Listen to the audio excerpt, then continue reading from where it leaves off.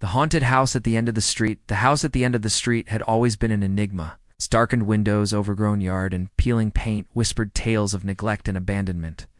Locals whispered stories of strange occurrences, unexplained noises, and a tragic history that clung to the property like a shroud.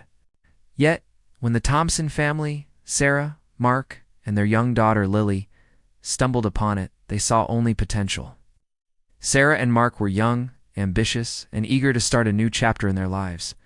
They had been searching for a home that they could call their own, a place where they could raise Lily and create lasting memories.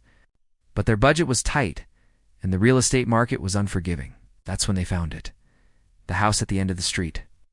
The price was suspiciously low, almost too good to be true. The realtor, a slick man with a practiced smile, vaguely mentioned some minor issues with the property but assured them that it was nothing a little elbow grease could unfix. Blinded by their desire to own a home, Sarah and Mark signed the papers without asking too many questions. The first few weeks were filled with excitement and hard work. They painted the walls, ripped up the old carpets, and planted flowers in the neglected garden. Lily, a bright and imaginative child, loved exploring the sprawling yard and inventing stories about the house's previous inhabitants.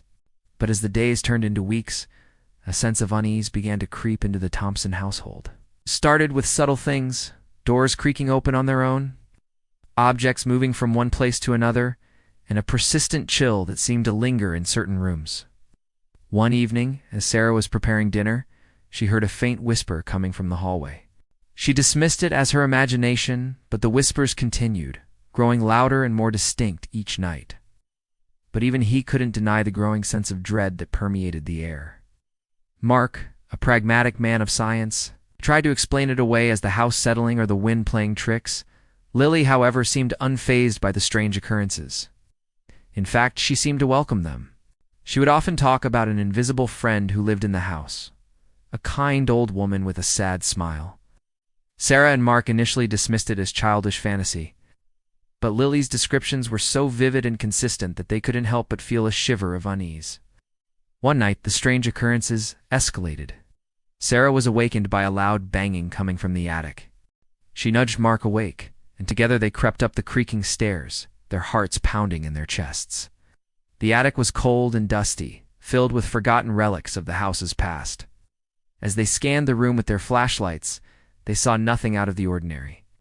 But then they heard it again, a loud rhythmic banging, as if someone was hammering on the walls. They followed the sound to a far corner of the attic, where they discovered a hidden room concealed behind a loose panel in the wall. Inside, they found a small, dusty chest. With trembling hands, they opened it. Inside the chest, they found a stack of old letters, a tarnished silver locket, and a leather-bound diary.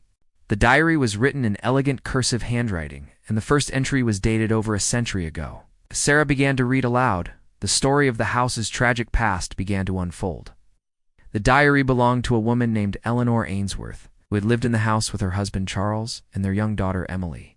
Eleanor wrote of her love for her family, her dreams for the future, and her deep connection to the house. But as the years passed, Eleanor's entries became increasingly dark and disturbed. She wrote of strange noises, ghostly apparitions, and a growing sense of dread that haunted her day and night. She believed that the house was cursed, that it was a vessel for some malevolent entity that fed on the pain and suffering of its inhabitants. Eleanor's diary revealed that her husband, Charles, had become obsessed with the occult, conducting and performing rituals in the house's hidden rooms. He believed that he could harness the power of the supernatural to achieve wealth and success, but his experiments unleashed something far more sinister. One night, Eleanor wrote of a terrible tragedy. Her daughter, Emily, had fallen ill and died suddenly, her body ravaged by a mysterious illness. Eleanor blamed Charles's occult practices for Emily's death, and their marriage quickly deteriorated. In her final entry, Eleanor wrote of her plan to end the curse once and for all. She intended to confront the evil entity that haunted the house and banish it from this world. But her diary ended abruptly, with no further entries. A cold gust of wind swept through the attic, extinguishing their flashlights and plunging them into darkness. They heard a blood-curdling scream, followed by the sound of shattering glass. They stumbled back down the stairs, their hearts pounding in their chests, convinced that they had awakened something terrible. From that night on, the paranormal activity in the house intensified. Doors slammed shut, furniture moved on its own, and ghostly figures appeared in the shadows. Lily claimed that her invisible friend had become angry and malevolent, whispering threats and pulling her hair. Sarah and Mark were terrified, but they refused to abandon their home. They were determined to uncover the truth behind the house's haunting and find a way to protect their family. They delved deeper into the history of the house, searching old newspaper articles, historical records, and local folklore. They discovered that the house had been built on an ancient burial ground, a place where Native American tribes had performed sacred rituals and buried their dead. They learned that Charles Ainsworth had not only dabbled in the occult, but had also desecrated the burial ground, disturbing the spirits of the dead and unleashing a powerful curse upon the house. Armed with this knowledge, Sarah and Mark decided to confront the evil entity that haunted their home. They sought the help of a paranormal investigator, a seasoned veteran named Dr. Evelyn Reed, who had spent her life studying the supernatural. Dr. Reed arrived at the house with an arsenal of equipment, EMF meters, infrared cameras, and a variety of protective talismans. She immediately sensed the presence of a powerful, malevolent force, lurking in the shadows and feeding on the family's fear. Together, Sarah, Mark, and Dr. Reed embarked on a dangerous mission to cleanse the house of its evil.